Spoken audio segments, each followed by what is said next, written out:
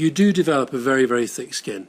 I've got a very, very thick skin. I frankly have reached the point where I genuinely don't care what the papers say about me at all. I've never sued a newspaper. I can always answer back, particularly now in the blogosphere and Twitter and all that stuff. But they know that they can sort of get at you through your family.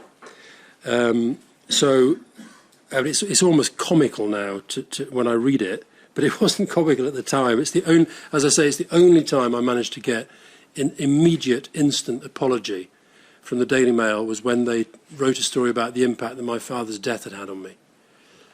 And the reason it was so easy was because my father was alive at the time.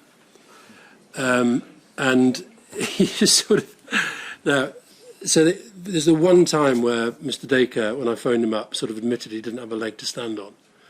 And I'm glad to say that we got some money and we managed to build new school gates for my kids' school and new playground equipment that Mr. Dacre will be pleased to know is still being used by the children, albeit not today.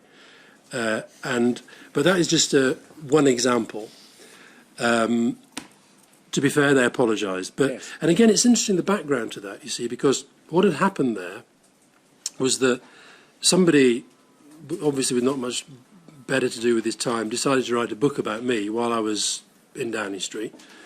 And the Mail thought they were going to serialise it. But the guy worked for the Daily Express. So the Express said, no, you've got to serialise it here.